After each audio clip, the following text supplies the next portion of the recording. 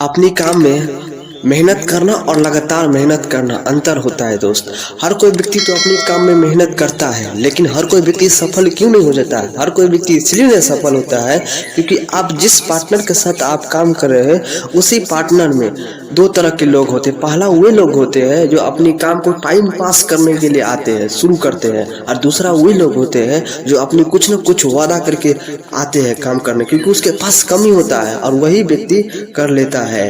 जबकि 19% ऐसे लोग होते हैं जो आधे काम करके जैसे वो सफलता तक ही पहुंचने वाले होते हैं, क्योंकि वह काम करना छोड़ देते हैं। जबकि 9% ऐसे लोग होते हैं जो सफलता के सिरिया तक पहुंचने ही वाला होता है कि वह बस छोड़ ही देता है थोड़ी सी तकलीफ आने की वजह से। और 1% ऐसे लोग होते हैं जो अपने आप से काम करने से पहले वो ठाने होते हैं कि मैं जिस जोश के साथ, ताकत के साथ काम को शुरुआत किया था, उसी ताकत और जोश के साथ अपनी काम को भी अंत कर, और वही व्यक्ति सफल भी होते हैं।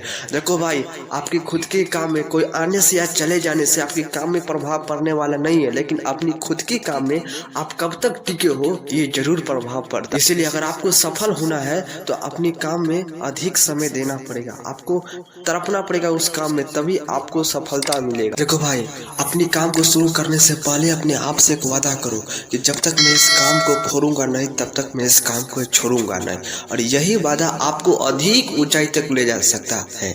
देखो भाई, अगर आपको कुछ पाने का जुनून होगा ना तो आपके पास कोई भी रिसोर्सेस नहीं होने के बाद भी आप बहुत बड़ा बन सकते हैं, आप बहुत बड़ा अपने आप को बना सकते हैं।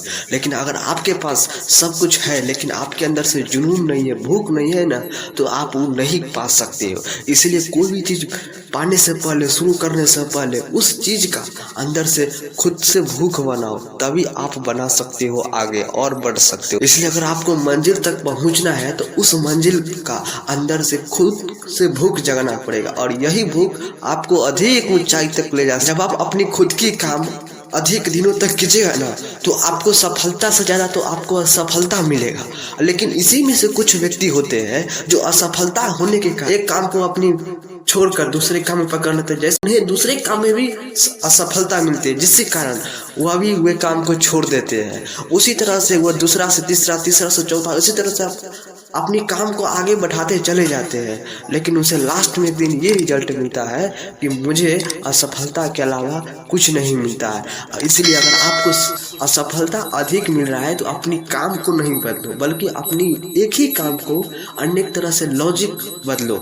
मुझे कैसे असफल हो रहा है, मैं कैसे इस काम को करूं ताकि मुझे सफलता मिले।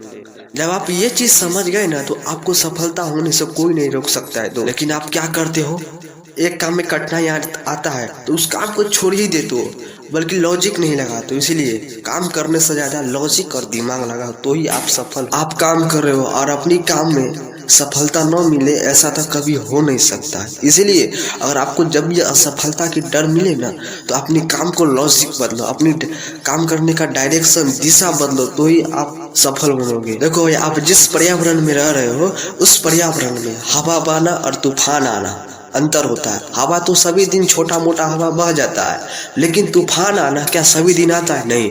लेकिन जब भी एक दिन तूफान आता है ना तो पूरे हलचला मचा देती है। इसीलिए आप जब कोई भी काम कीजिएगा ना तो आप उस काम में आपको असफलता ही अधिक मिलेगा, लेकिन जब आपको सफलता मिलेगा ना तो आपके पूरे वर्ल्ड में आपको प्रकाश की तरह खिला देगा।